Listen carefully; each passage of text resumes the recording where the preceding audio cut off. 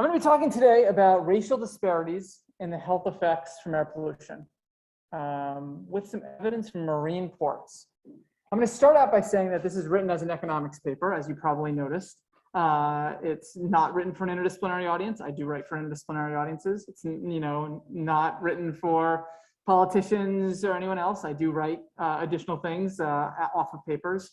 At the moment, though, all I have is this hopefully fairly polished draft, and the goal will be to write some spin-offs from this draft that can then be used to reach out to other audiences. I should also note up front that I don't do everything that is stated in Jenkins et al., which I recommend people do, and I will be doing in the future. But this project started 4 or 5 years ago, and so it's been moving along. So as a note, what I have not done in this project is actually go to some of these communities and talk about some of the work that's in there. And I think that that's an incredibly important thing to do. So I will be upfront about that aspect of this paper. But I have lots of anecdotes from the news and from people that I've spoken to who do go into those communities and work in those areas about the effects of the health effects of marine ports due to air pollution on populations who live nearby. So the motivation from this work, and so another thing I'll say is this talk is going to be based on the economics, but I'm going to do the best I can to make sure that it's understandable to you. I did not expect all of you to understand everything that I've said in that paper. There were many robustness checks and many additional aspects in that paper that you may or may not have followed all the way through, unless you've been used to reading lots of papers doing econometric analyses and statistical analyses. But you should have gotten the motivation. And the motivation is environmental justice is a rising concern. There's evidence that African Americans and Hispanics are exposed to more air pollution than whites.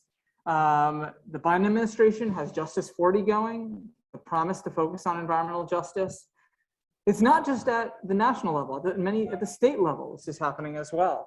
The latest program in Connecticut to bring energy storage to people in Connecticut provides double the incentives to distressed communities with an explicit environmental justice focus. So this is a major policy concern, and that's what this whole class is about.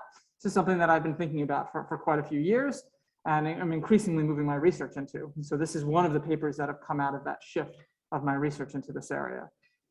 Marine ports themselves are a major point source of pollution. There's an article right here about ships being backed up outside of US ports, pumping out pollutants as they idle. One of the key things about ships is that on their journey, and even as they go into the port, what are they burning? What's called bunker fuel. It's kind of the lowest grade, one of the lowest grade fossil fuels, kind of the dregs almost, coming out of the refining process. It's very dirty.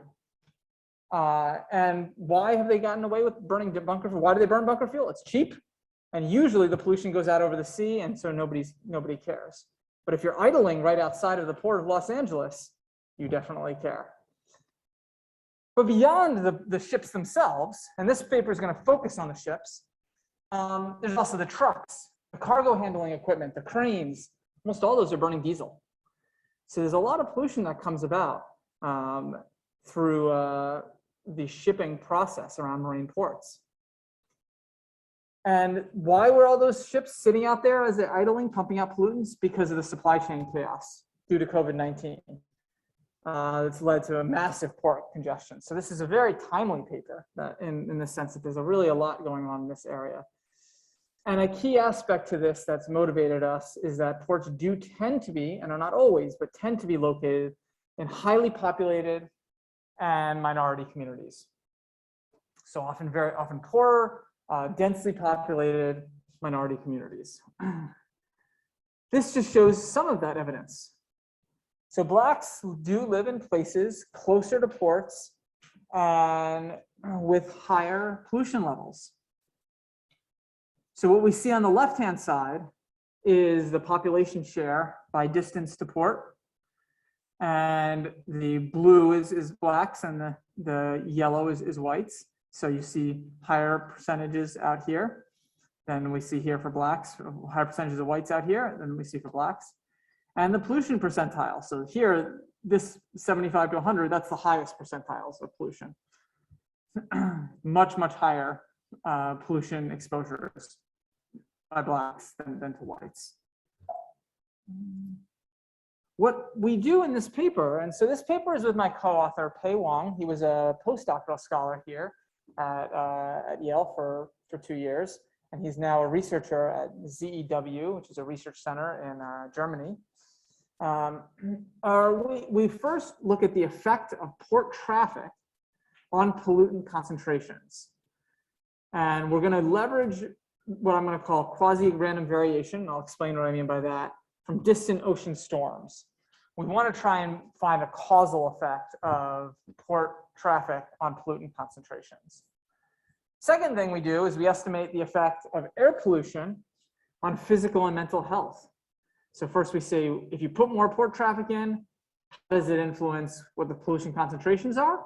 And secondly, once those pollution concentrations go up, how does that influence physical and mental health? And one of the novelties of this paper is we're one of the first to look at mental health, certainly the first in the United States to look at mental health. And the focus is on non-Hispanic Black and white residents. We do look at Hispanics and they kind of fall in between the two. So we kind of look at those two as kind of the benchmarks, and we have trouble finding statistically significant differences between them and either one, but they fall in between the two and for the most part. And they're in the appendix of the paper. Not that we believe that Hispanics are unimportant, it's just that they fall in between the two, and so it's nice having a more concise story. We do explore the mechanisms and the mechanism behind this racial inequality. We look at exposures, and we look at vulnerability. And then we analyze an environmental policy, port electrification, to reduce fossil fuel usage in ports.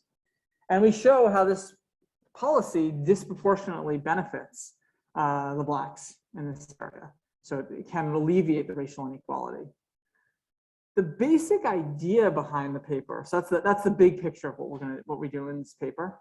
The basic idea behind the paper is that if you simply look at how much, so you look at the number of vessels in port, and you look at the relationship between the number of vessels in port and air pollution, there are a whole set of other reasons why air pollution could be higher when a lot of vessels in port are coming in. Could be that there's a lot of demand at that time, so a lot of ships are coming in, and so, but that's also correlated with a whole bunch of people driving more in that area. Could be, there are a whole set of other things. Could be that there's some big events there, and so they're trying to get the goods in, and also people are flying in to go to those events. So those are just kind of two examples, but there are many examples of reasons why you might think that even though there could be a correlation between ports, ships in port, and air pollution, it could be that correlation actually has to do with the fact that ships in port are correlated with something else.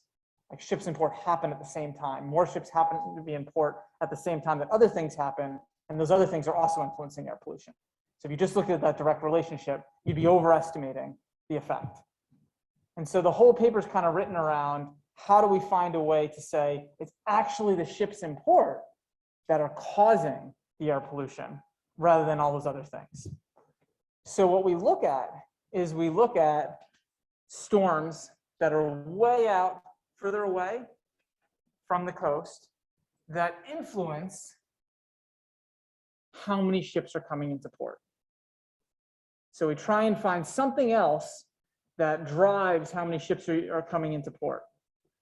And that provides a way for us to parse out the influence of ships coming into port, because we know that those ships are in port for an unusual reason, that there was either fewer ships are in port or more ships are in port for an unusual reason, because of these storms further out. And that allows us to parse out the effect of ships in port on air pollution from other things that could possibly be there. So that's the kind of basic core idea behind the port, behind the paper that we're doing. So this is an example of this. So picture two different ships. This is a ship going into Galveston from Europe, and a ship coming from South Africa going up to New York City, right? So we have two ships coming. There was Hurricane Leslie in 2012, which was right in here. This is the path of Hurricane Leslie in 2012. So what did those two ships do? Well, they took longer routes to avoid the hurricane. So this ship that was going ended up taking this route, whereas this would have been the fastest, the usual path that you would have seen. This ship here, you would have gone this route and ended up taking this longer route. So that influences the timing of when the ships are in port, and thus ends up actually influencing how many ships are in port at one time, at any given time. So we have the distorted and the normal. And so that's really at the core of the way that we're going to parse out the effect of the ships in port from any other things that could be influencing air quality. There's a paper that looks at the air pollution consequences on health from airports that does something very similar. They say, okay, look, there's, when you think about airlines, if there's a big storm on the East Coast, you may have experienced this yourself, that could disrupt air traffic all the way out in California because of all of the intricately linked patterns of air travel. So they had the same idea. They said, okay, so there were storms on the East Coast, and that influenced air travel and the number of planes landing in Los Angeles, for example. This is kind of what they looked at. And so if it affects the number of planes landing in Los Angeles, then they have a way to parse out the effect of planes on the air pollution in the surrounding regions right around, say, Los Angeles International Airport. So it's a similar kind of strategy. The storms that we used in this study involved all of these. Now, there were some gray areas here. What we didn't want to do is we didn't want to account for storms that as they actually came in and hit the cities. So we took out any storms that were actually hitting the cities because that could affect air pollution too. If a storm's actually going to hit the city. We really focused on storms that were far out that didn't really affect the weather patterns or the air quality or anything in the cities themselves because they're so far out. And so you have kind of two example times with air quality being exactly the same, but one time has more ships in port and the other time has fewer ships in port. We make that type of comparison to see what the air pollution looks like in those different times. That's sort of the conceptual model here. So we're excluding all storms that are within 500 miles of ports. We're excluding 2 days before and after when they're near ports. We also conduct a check where we exclude 21 days after hurricanes strike ports, even if they're far away. So even if they're far away, if they've just struck a port, that could lead to all sorts of rebuilding and other economic activity that could affect air pollution. So we take that out as well. And we conduct a lot of placebo checks on this that I could get into if you want to press me on them. So that's the general idea of the paper is there's two things. Ships in port on air pollution then on health, and how that affects different groups differently. Well, the data we get come from several sources. We have port traffic data from the U.S. Army Corps of Engineers, 2001 to 2016, with daily gross vessel tonnage and vessel counts. We have air pollution data from the EPA's air quality system for 2001 to 2016, with daily mean concentrations of carbon monoxide, nitrogen oxides, particulate matter 2.5, sulfur dioxide, within a 25-mile radius of the 27 major ports. We have health data from the California Office of Statewide Health Planning and Development for 2010 to 2016.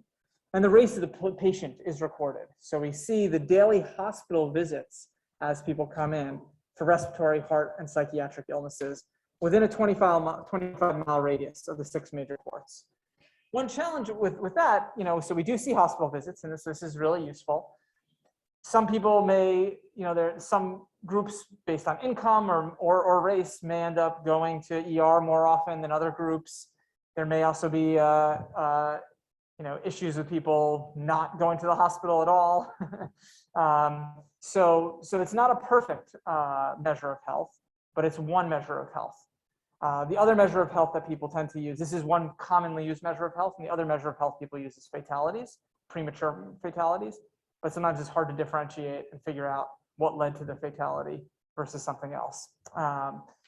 And also, there's something very nice about knowing these are hospital visits for respiratory or psychiatric illnesses. We also use weather data from NOAA, which is the Integrated Surface Database. And we have the dew point, the temperature, the precipitation, the wind speed, wind direction, all of these different things. So this gives a sense about the data that we have been using. So A is daily average PM2.5 concentrations. B is the percentage of the Black population by zip code. And C is the percentage of the white population by zip code. Everyone else is categorized as other, is outside. So Hispanic and Asian and Native American, all are other. We have, not to say that those groups are not important, just this study focuses on these two. PM2.5 levels. So, the highest levels are up here, but there's some pretty reasonably high levels around here. These sites, the X's, are where pollution monitors are, but the colors are based on satellite imagery data that we have. So another source that we have. This gives kind of a first look. What we do then is, so we have an equation here, but I'll talk you through it. I mean, what we're looking at is the relationship between the vessel tonnage or vessel count, so the number of vessels in port, and the concentration of pollutants. That's basically the idea. So we're trying to estimate this beta here. So we want to see if you put another vessel into port, what does that do to the concentration of pollutants? And we have a bunch of other controls. We want to kind of control for the weather, control for the specifics of the port and the monitor, because each observation is a monitor. So we have a whole set of controls. We control for the day of the week, because different things might go on in different days of the week. Holiday, whether it's a holiday. We control for the year and the county in case there are kind of economic things going on, and a monitor and control for the particular monitor in the particular port. So it's a whole set of controls here. So, but the core idea is we're looking at, you put another vessel in that port at berth, and what does that mean for pollutant concentrations? So note that this measure, this initial measure, accounts for all the things associated with having another vessel in port. So it accounts for the additional cranes working, the additional trucks coming to pick up the goods, all of the different pieces, or everything that's associated with having another vessel in port is captured in this measure. We're not separating out the trucks here. Then what we do is we only want to use the vessels that are coming in due to coming into port and staying in port, or not coming into port for that matter, due to a storm being out there. So what we're going to do is what's called an instrument. We're using instrumental variable approach, and we take the lag of cyclones, of tropical storms, 7 days prior. So if there's a tropical storm 7 days prior and 500 miles away from the port, we use that as an instrument for this V, which is the vessel tonnage. So if you don't know what instrumental variables are, not a big deal. The way to think about it is we parse out the effect of the vessels in port from any other thing that could possibly be influencing air pollution concentrations by using this instrument. And so for it to be a sensible thing to do, you need to make sure that you're confident that there's no other reason why a tropical cyclone 7 days away, 7 days earlier and 500 miles away could influence air pollution after you have all those other controls. So that's the argument. That's kind of the core argument that we make in this paper. So it sounds a little technical, I understand, but it's an important point because you get the wrong answer effectively if you don't try to control for it. So what do we see? we see first, this is if you have a tropical cyclone, does that influence the number of vessels in port and the amount of vessel and tonnage in port? This is what is called the first stage. And the answer to that is yes. So if you have a tropical cyclone 7 days prior in over 500 miles away, you have a very strong statistical relationship where you have fewer vessels in port and less vessel tonnage. So that's kind of the first stage. So that really does have an impact. It's a strong effect. This is the second stage result. So here it says, if you put the vessel tonnage in port after instrumenting, so just using the variation relating to tropical cyclones. Again, you don't have to fully understand what I'm saying there, but the basic idea is that this is accounting for the fact that there could be other things that could be addressing it. So just accounting for the vessel tonnage itself. What do we see? Vessel tonnage increases carbon monoxide, increases nitrogen oxides, increases, these are positive numbers, increases PM2.5, increases SO2. And the vessel counts are similar. You put one more vessel in and carbon monoxide, 10.65 higher parts per million. So similar for each of these. So basically this is saying, and put into percentage terms, that a 1 unit, so 100,000 megatons increase in vessel tonnage at port leads to a 5 to 11% increase in pollution concentrations on average in our sample, which goes out 20 miles away. Now note it's going to be a lot more closer by. This is on average. So that's a pretty hefty increase, and similar effects for vessel counts.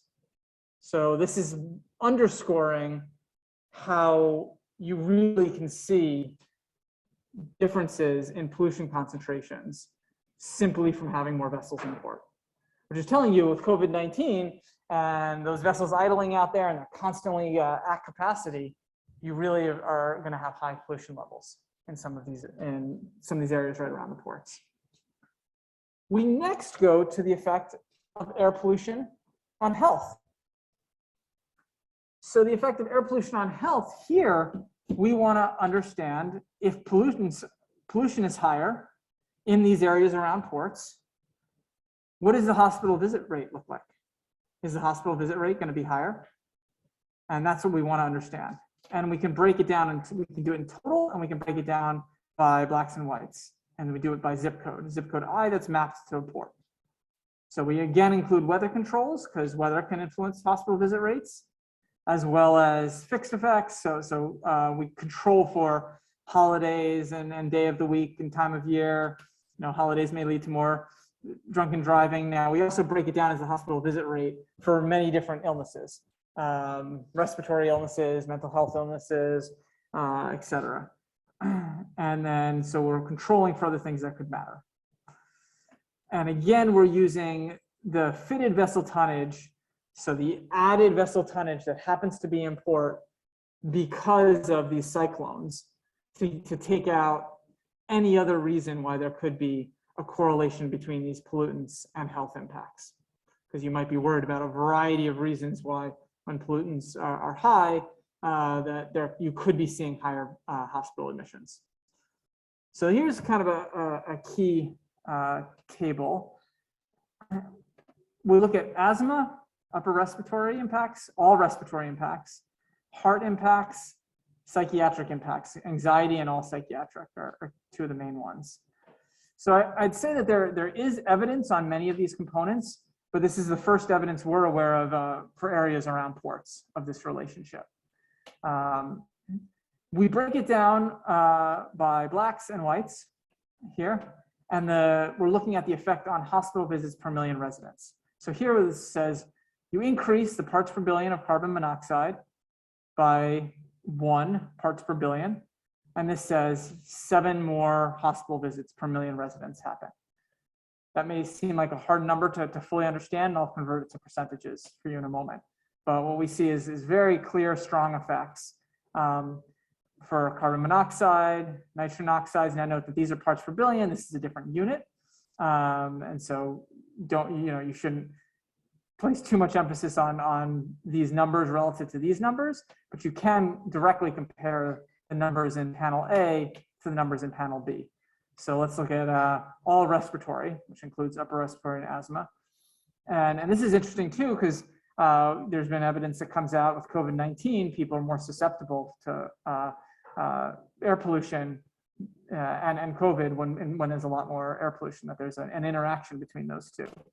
So, but the numbers for all respiratory are, for many pollutants, double or more the numbers for blacks are double the numbers for whites. So PM 2.5 is kind of a particularly important one with large consequences. And there you see it's almost triple as an example. But we can see the same kind of relationships for heart. Psychiatric is a little more mixed. When you can kind of see positive, some of these are negative, but they're not significant. And here, and so this may actually have to do with whites being more likely to go to the hospital to get psychiatric treatment. So we see that. Whereas if you're having a heart attack or you're having a serious respiratory problem, most people go to the hospital. Not everybody, but most people do. So we might understate it a little bit if blacks are less likely to go to the hospital.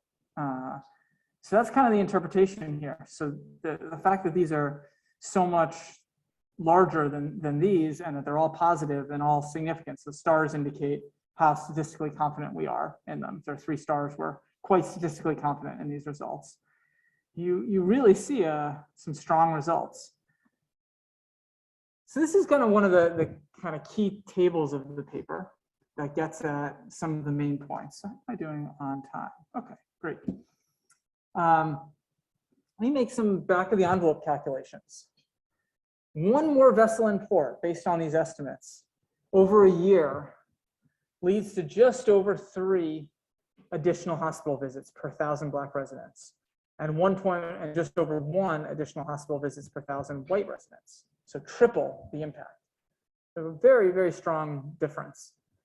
Converting to dollars, 1 more vessel in port over a year leads to $28 in medical costs per capita. So obviously for some people it's going to be much more, and for some people it's 0, but that's the average per capita, and $10 per whites. So very, very strong differences. Which raises the question, why? Well, why are these differences? Is it just exposure? Is it that where people are living, they're just, if you happen to live right next to the port, is it that you're just exposed to much more?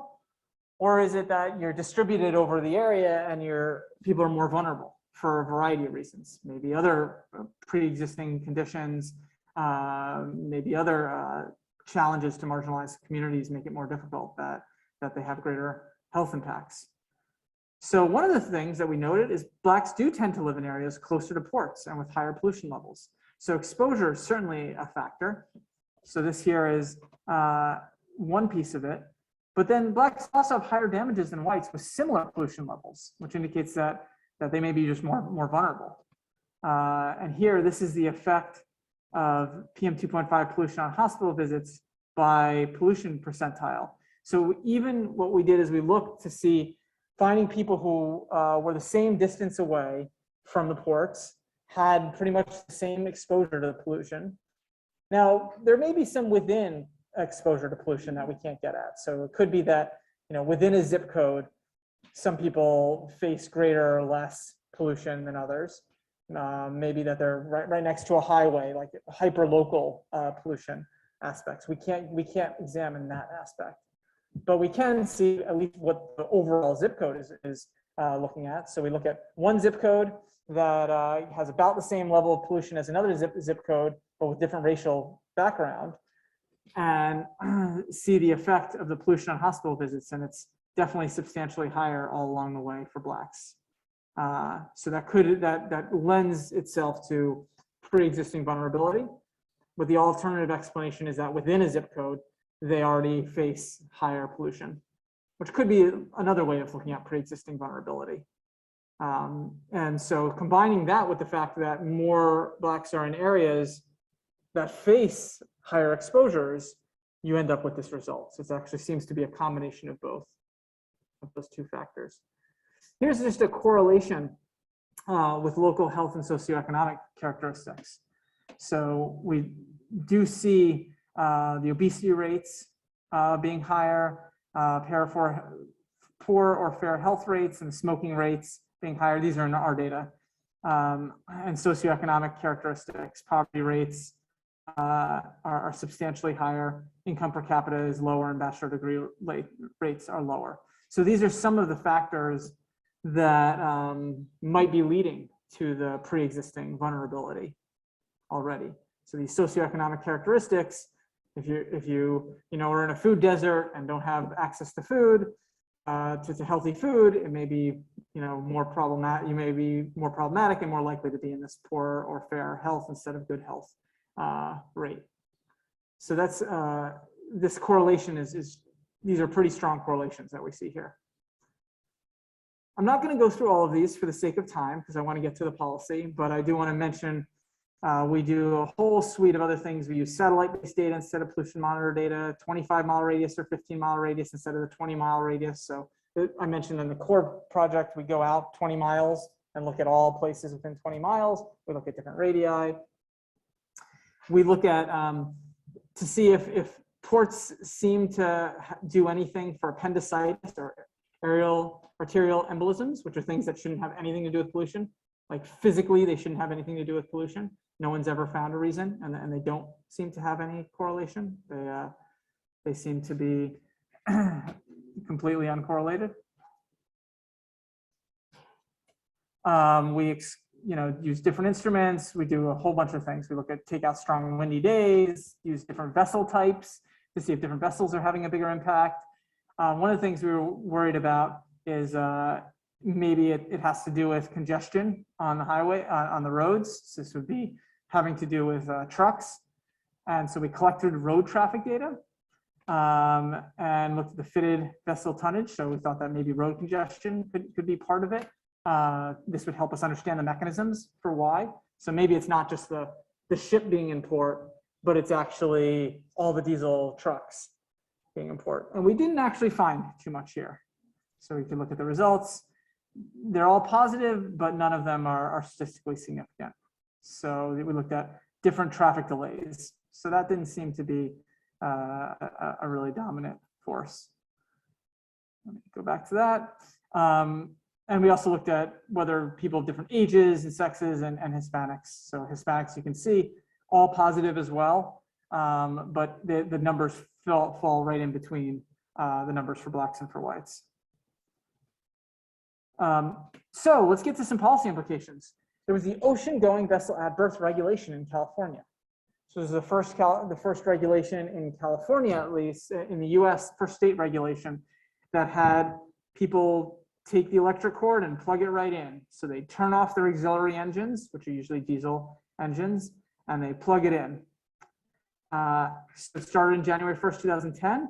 They must use onshore electricity and or use cleaner fuels or emissions control equipment. Most of them used onshore electricity. One thing to note is that onshore electricity, especially in California, if you know electricity prices are high in California, is actually more expensive than running the diesel generator on the ship. So, but it was less expensive in most cases than using cleaner fuels or emissions control equipment. So because of that, they waited until the last moment. They put in the infrastructure and waited until the last moment on January 1st, 2010 to actually start plugging in the ships. They weren't plugging in the ships beforehand because it was a more expensive thing to do. Then on January 1st, 2010, they actually began plugging in the ships. So we could use that event that happened. And this we got from talking to some people who are working in ports. And we find the policy leads to 9 avoided hospital visits per 1,000 black residents and 3 avoided hospital visits per 1,000 white residents. So it disproportionately benefited black residents. And I'll show this kind of as a residual figure. So this is for nitrogen oxides. And this basically shows this drop. You kind of see the general curve that was going there. And if you just extrapolated it out, it would have continued up along this way. But you see a drop right after January 1st, which is January 1st, 2010. So there was a, 10% or something decline. So an actual decline. So let's see. Great. So I want to leave some time for questions, both from you all as well as time for questions from Q&A. But the big bottom line headline of this paper is that the paper establishes a set of causal relationships from port traffic to air pollution and racial disparities in health outcomes. Port facilities do really impact local air quality. We show that, you know, a 100,000 megaton increase in vessel tonnage, it's the size of a reasonable big vessel, leads to a 5 to 11% increase in air pollution concentrations, depending on what pollutant you're talking about. And then that pollution then goes on to lead to hospital visits relating to respiratory, heart, and psychiatric ailments. And these disproportionately affect Black residents, almost 3 times the impact per 1,000 Black residents. So 3 additional hospital visits versus 1 visits per 1,000 whites. And we provide some evidence on the mechanisms behind this racial disparity, showing that it could come from both exposure, that's very, very clear, but it also looks like it could be coming in part from vulnerability. And a policy that reduces emissions from ships at birth may help to alleviate the racial disparity. So this at-birth regulation disproportionately leads to 9 avoided hospital visits per 1,000 Blacks and only 3 per 1,000 whites. So it disproportionately helps the groups that are the Blacks, which are disproportionately being harmed by the port pollution. So with that, I'm going to stop, and I'm delighted to take questions. And let's see, it looks like I have about 12 minutes for questions from both the Q&A and questions from you, and then we'll cut it off and have our discussion afterwards. So thank you all very much. What's that? No questions on Q&A? Okay, well, we can start with your questions. Maybe start with questions you may have from the talk. I know you had some questions already you put together. It could be a question that you actually asked already, but you can start with asking questions. And then, should there be no questions, Gerald can grill me with your questions. Or his own, for that matter. Yeah, I'd be happy to read them off of here, but is there a question out?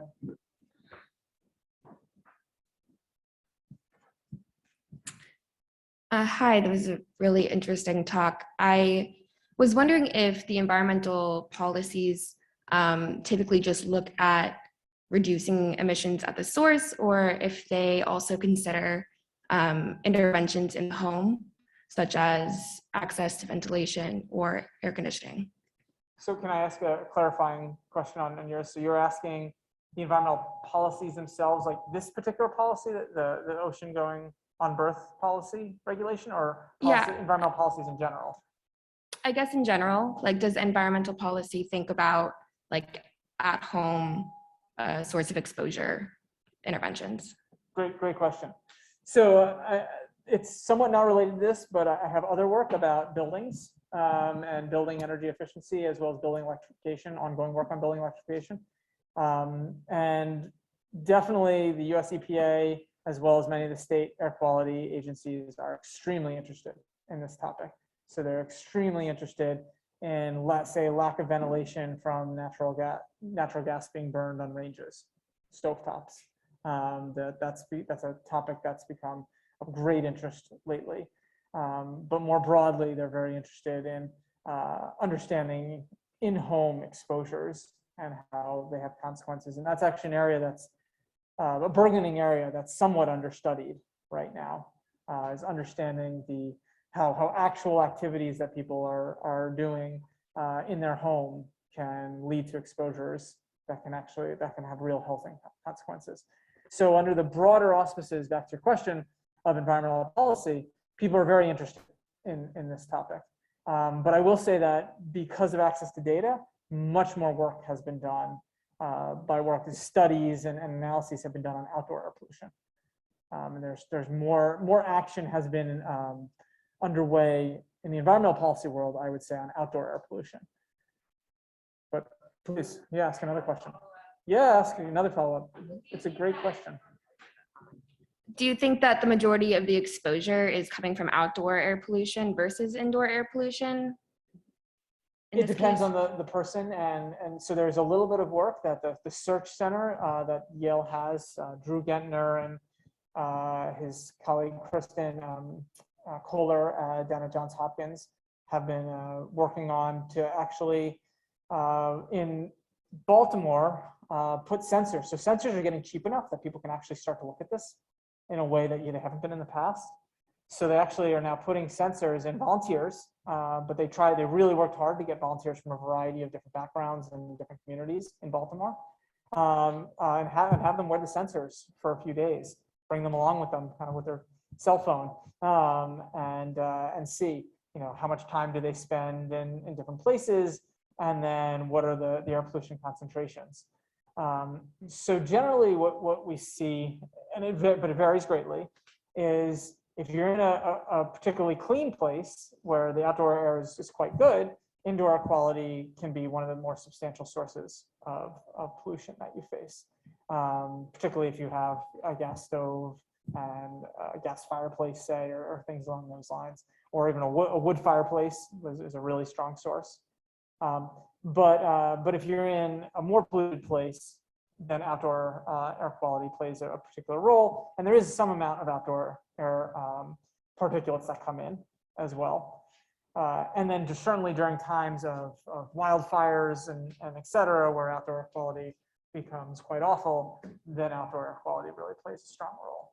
So it's a very, very interesting topic to study. Okay, thank you. It's great questions. Thank you. The Q&A. On the Q&A. I'm going to answer these and then we'll go to the question back there. So from the first Q&A, Pamela Banner, is this evidence being used to argue for similar policies on fueling while at birth in other states, countries, et cetera, given that the beneficial impact seems so clear? I didn't say that, but I think that could be an implicit a takeaway, if you wish, from this is there does seem to be a very clear benefit. We also did look at the costs. There's a very clear benefit and a very clear benefit to health from California's at-birth policy. And on top of that, we looked at the costs, and the costs are, well exceeded by the benefits. So the health benefits, when you monetize them, well exceed the costs of these policies. They're not entirely cheap. Like, it does cost money to build the infrastructure to plug in. There's another piece to this study that I didn't mention in here, is that we also ran a simulation. So one question is, wait, you're using that electricity. That electricity might come from somewhere. Where does that electricity come from? And if that electricity is coming from a place where it's also raising pollution, you could be worse off. What if you were, there's a coal-fired power plant in the middle of a marginalized community that's generating more. So we actually ran a simulation using a large-scale energy economic model to simulate out if you increased demand for electricity from the shipping sector, and saw where you would increase pollution. So it's had an electricity dispatch model with electricity generation in different places, and saw that in general, because most electricity generation tends to be farther out from the cities, and because particularly in places like California, natural gas is what tends to turn up. It's far better for health reasons to just use that electricity than to use the auxiliary diesel engines and everything else. So we did actually look at that component. That analysis obviously would have to be done in different places, but to Pamela's question, I think there's a pretty clear takeaway here that other areas could consider this and should be thinking about policies. We are not taking a stance that this port electrification policy is the only way to deal with this port issue. There is also the issue of the trucks. So there's a lot of work about electrifying or using hydrogen in some cases, the trucks that go from the ships. So that there is another pathway that policy can use to try and reduce some of these disproportionate air pollution impacts. That's a great question. And Bridget has a question. Does this research look to estimate costs and benefits in terms of dollars invested to convert to onshore power and avoided hospitalizations? We do some simple calculations, but I have a different paper that does a more complete cost benefit analysis with trajectories over time.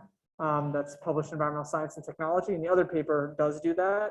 So what if we switched to onshore power, and what if we actually used electric tugboats to take the ships out to sea some direction, some distance. And we found that when you account for the social costs, so you account for the reduced air pollution and damages, that these do chalk up. And so you do get positive net benefits. That's not all in this particular paper though. Great question. So is there a question back there? Hi. Yeah, so this is a follow-up of the first question, I think. So when you're thinking about air pollution from ports, you're not just thinking about the domestic infrastructure, right? There's also the international infrastructure. So policy is not going to be affecting only the domestic side of things.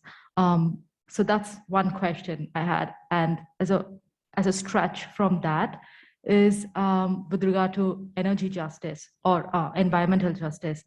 How would have you thought about how changing international policies within the port region would impact environmental justice? Okay. Not sure what your second, I'm gonna ask you about your second question again in a moment, but let's answer your first question. There is something interesting. So there's an international perspective. These ships are all coming in from someplace else. They may be coming from China, they may be coming from India, they may be coming from Southeast Asia, they may be coming from Europe, from South America, from who knows where, right? One thing is once you build the infrastructure on the ship to allow you to be plugged in, there are an increasing number of other ports that are beginning to require, it's like once all the ships now can be plugged in, there's a bit of a spillover. And in some cases, the electricity is very inexpensive. So in California, it's very cheap. It's very expensive. It's more expensive than running the auxiliary engine, the diesel auxiliary engine. But in many places, it's actually cheaper. And so, but in those places, you also would have to account for what's churning up. Like, are you turning up a coal plant? Are you causing other reliability issues? But there could be positive spillovers here, and that other ports around the world may be shifting in this direction. So I've seen a little bit of this in watching the news, that other ports are shifting in this direction. But because of this international nature, it's hard to really push maritime shipping too much. So can you repeat your second question? I didn't quite catch it. Yeah, so basically I wanted to know what's the proportion of air pollution from international infrastructure that's and how much of that is affecting environmental justice issues in that region. Okay, so the proportion from international infrastructure. What do you mean by international infrastructure? That was the part that I wasn't sure of. Just the ships or the vessels coming into. I'm guessing there's this. Okay, like how big is port pollution relative to all the other pollution? Yes. Yeah. Well, we can see that the overall pollution in that area declines by 5 to 11%. So it's actually playing within a 20-mile radius. It's actually playing a real substantial role. It's by no means the only aspect. That, you know, there's cars and there's everything else, but in some of these port areas, I would actually say that the port facilities, the overall infrastructure of port facilities might be maybe even the majority of air pollution in some of those areas. Certainly not the only thing though. If it's a very industrial area, there could be other things as well, but definitely playing a large role. It must vary port by port. Yeah, thank you. I was just trying to understand how much international policy changes could affect domestic environmental justice issues. Yeah, thanks.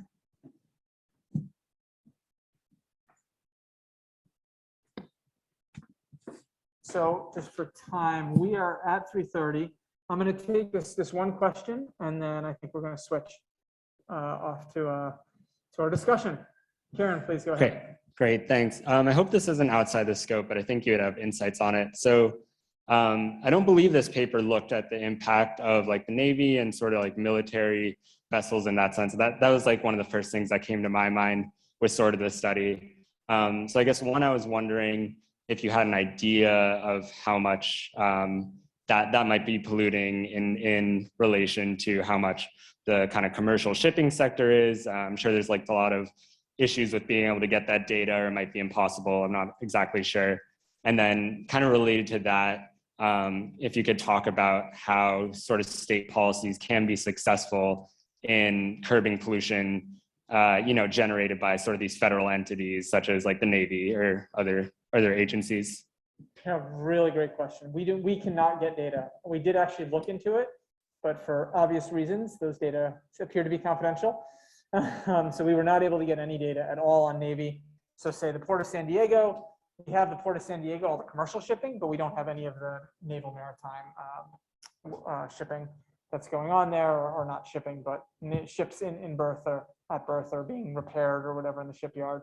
So we don't have any access there. And that's actually a really interesting area. States only have so much power over the federal government, so it does have to come from an administration that's willing to talk to the states about what can be done. And I think that's a really important area.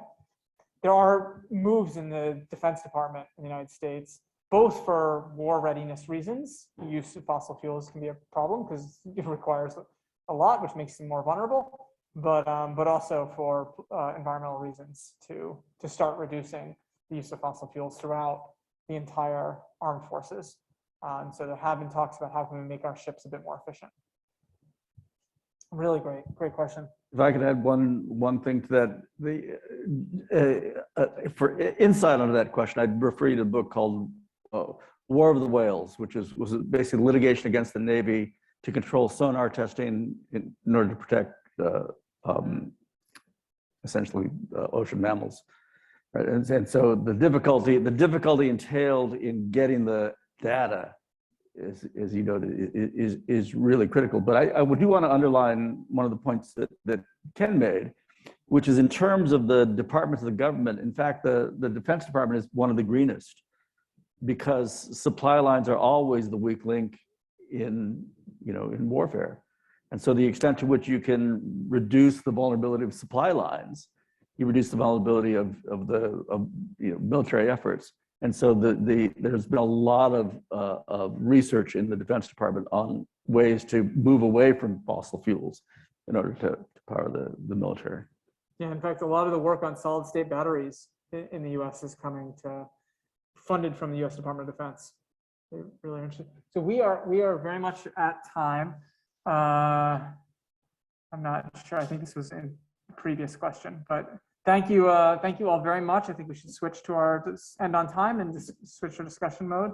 But appreciate everyone online who joined, and appreciate all of your attention.